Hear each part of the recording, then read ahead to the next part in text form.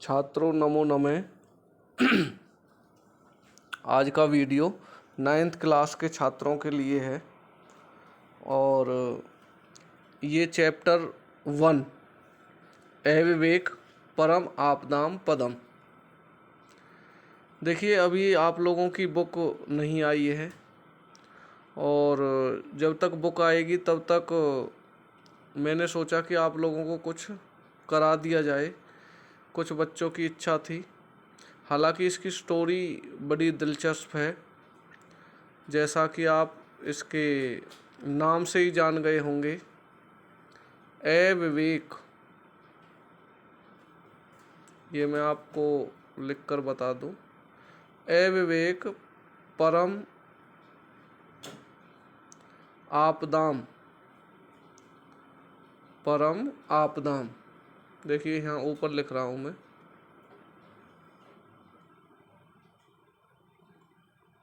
पदम। जो अविवेक होता है यानी अच्छे और बुरे की पहचान न करना, अविवेक कहलाता है। और ये अविवेक वाली बुद्धि जिन लोगों के अंदर होती है उनको कहीं ना कहीं मुसीबतों का सामना करना पड़ता है। इस चैप्टर में हम यही चीज़ें पढ़ेंगे आज।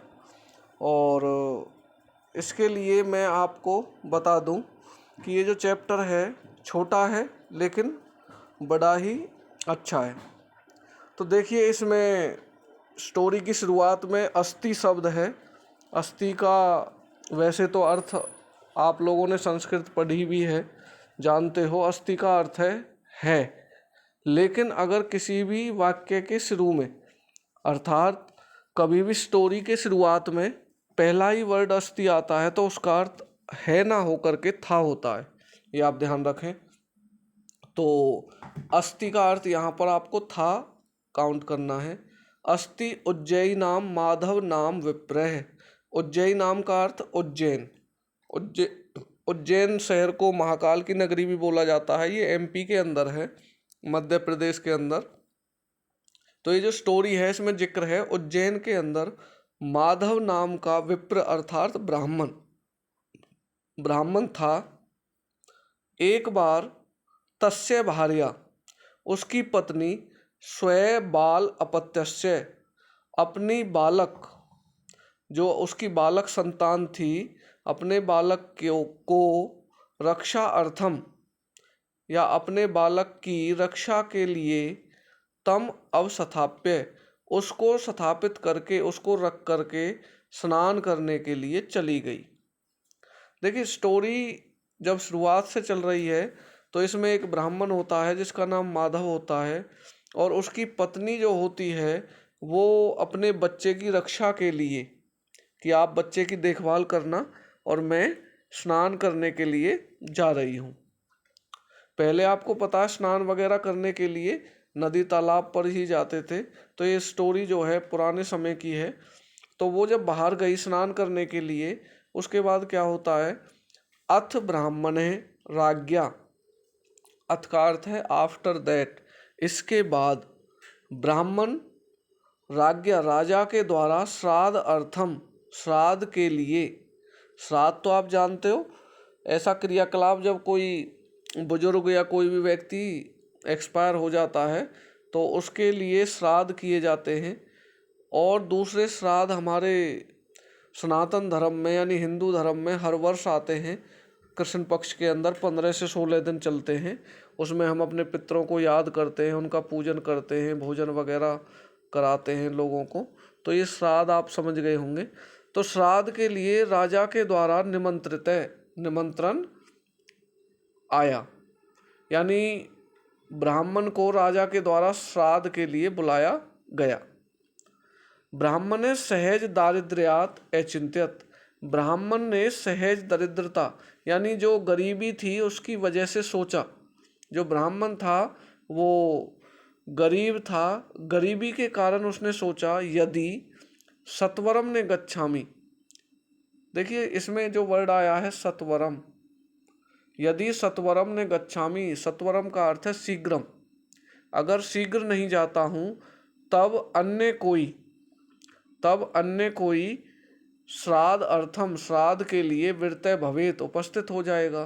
क्या सोचा उसने कि अगर मैं सही समय पर नहीं पहुंचा तो कोई और बुला लिया जाएगा मेरी जगह पर। यतः, क्योंकि अब वो एक श्लोक जानता था, क्योंकि ब्राह्मण था, बुद्धिमान था, तो एक श्लोक उसने पढ़ रखा था, उसका यहाँ जिक्र किया है। और उसका अर्थ क्या है मैं आपको बताता हूँ। आदानस्य प्रदानस्य कर्तव्यस्य च कर्मणे, अर्थात लेने और देने का कार्य शीघ्र करना चाहिए। शीघ्र का अर्थ नीचे है क्षिप्रम, क्षिप्रम का अर्थ भी शीघ्रम होता है। अब आपसे अगर मैं पूछूं कि सत्वरम का पर्यायवाची बताइए तो आप बता दोगे ना। सत्वरम का जो पर्यायवाची है वो क्या है? क्षिप्रम। ये देखिए ये रहा। इसको जब आप अलग करोगे ना तो इसमें से क्षिप्रम अक्रियम मानस्य, यानी क्षिप्रम मीन्स शीघ्र, अक्रिय न किए जाते हुए कार्य का, काले पिबती तत्रसम, समय उसके रस को पी जाता है।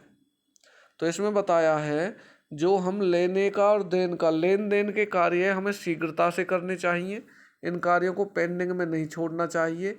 अगर हम सही समय पर नहीं करते हैं तो समय उसके रस को पी जाता है, अर्थात उस काम को बिगाड़ देता है। ठीक है जी। तो ये पहला पैराग्राफ है। इसमें आपकी सुविधा के लिए मैंने वर्ड मीनिंग भी शो कर रखे हैं, आप इनको देख सकते हैं, ये बड़े ज़रूरी हैं। देखिए 9th और 10th क्लास के अंदर पैराग्राफ जो आता है सीन पैसेज के जरिए आते हैं। जैसे ये पैराग्राफ आप देख रहे हो, इसमें इसके नीचे प्रश्न उत्तर होंगे और वो जो प्रश्न सेट किए जाएंगे वो इसी में से पूछे जाएंगे। ठीक है। जैसे आपसे पूछेंगे का स्नातुम गता, कौन स्नान करने के लिए गई, तो आप कैसे लिखोगे?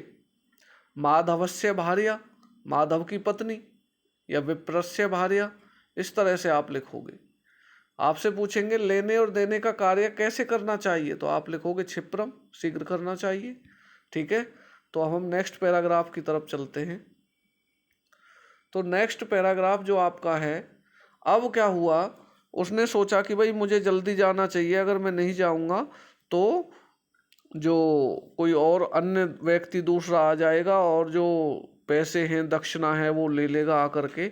अब क्या होता है, किंतु लेकिन बालस्य, बच्चे का, अत्र रक्षक, यहाँ रक्षा करने वाला नहीं है। वो ये भी सोचता है कि यार बच्चे की तो रक्षा करने वाला कोई नहीं है। तत् किम करोमि, तो मैं क्या करूं? तो वो कहता है भवतु, अच्छा, चिरकाल पालितम, चिरकाल का मतलब बहुत दिनों से, पाला हुआ, इमम इस, पुत्र निर्विशेषम, पुत्र के समान, नकुलम नेवले को। एक्चुअल में उसने अपने घर पर एक नेवला पाल रखा था उस ब्राह्मण ने। तो वो कहता है बहुत दिनों से इसको पाल रखा है, पुत्र के बराबर मैं इसका पालन पोषण करता हूँ। इस नेवले को बाल रक्षायाम, बच्चे की रक्षा में, व्यवस्थाप्य, स्थापित करके जाता हूँ। तथा, देखिए इसके बाद जाता हूँ, तथा वैसा करके वो गते चला गया। ततः तेन, इसके बाद उस नेवले के द्वारा, बाल समीपम, बालक के समीप, उपसर्पण, सरकते हुए, आते हुए, कृष्ण सर्पे दृष्टि, काले सांप को देखा। देखिए मैं आपको बता दूं, कृष्ण सर्प, ये यहाँ पहुँच गए हम। काले सांप को देखा। स तम व्यापाद, स का अर्थ उसने, उसने का अर्थ नेवले ने, तम मीन्स उसके, व्यापाद उस पर हमला कर दिया, खंड से टुकड़े कर दिए, खंड से का मतलब टुकड़े, व्यापाद का अर्थ मार करके, उस नेवले ने उस सांप को मारकर उसके टुकड़े टुकड़े कर दिए। इसके बाद फिर क्या होता है, अत्र अंतरे, इसी बीच, यानी इसके बाद ब्राह्मण भी श्राद्ध को लेकर के गृहम उपावर्ते, घर लौट आया। तो घर जब वापस आ गया वह ब्राह्मण, तो फिर क्या होता है, ब्राह्मणम दृष्टवा, ब्राह्मण को देखकर, नकुले नेवला, रक्त विलिप्त मुख पादय, रक्त का अर्थ खून से विलिप्त सना हुआ मुंह और पैर। उस नेवले का मुंह किससे सना हुआ था, मुंह और पैर रक्त से। तस्य चरणयो एलुठत, उसके चरणों में लोटपोट होने लगा। कौन होने लगा, वह नेवला जिसने सांप को मारा था। विप्र ब्राह्मण तथा विधम, उसको उस तरीके से तम दृष्टवा देख करके बालकः अनेन खादिते, इसके द्वारा बालक खा लिया गया। इति अवधार्य, ऐसा सोचकर कोपात क्रोध से नकुलम व्यापादितवान, नेवले को मार दिया।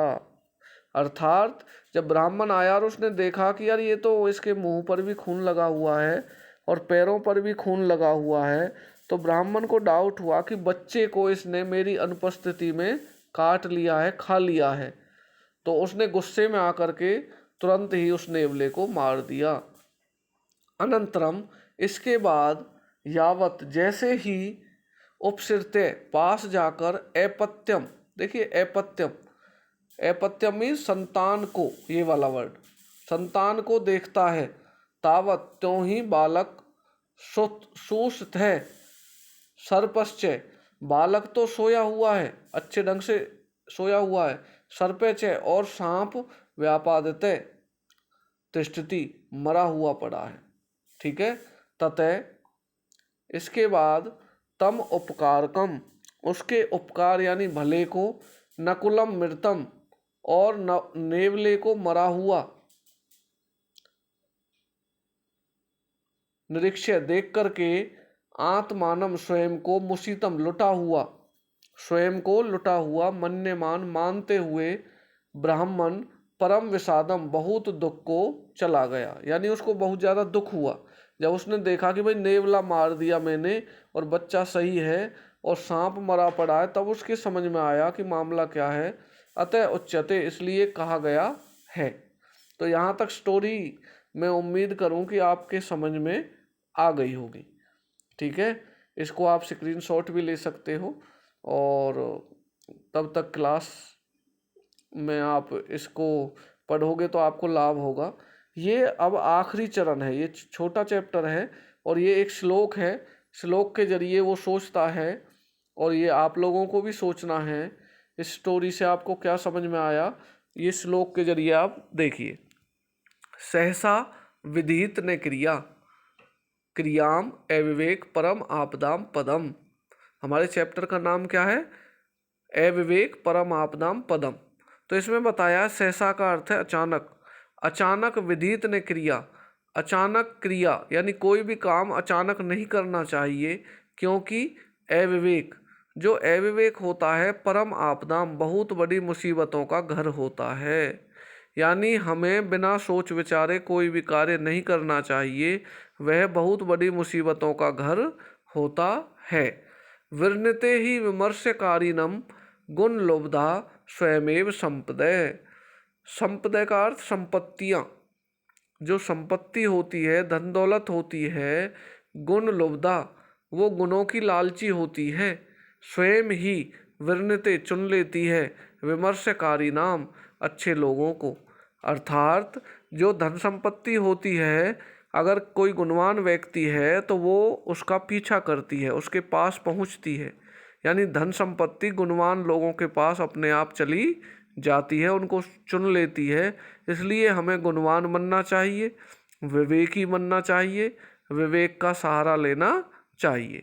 तो इस चैप्टर में हमें ये शिक्षा मिली है कि हमें बिना सोच विचारे कोई भी कार्य नहीं करना चाहिए।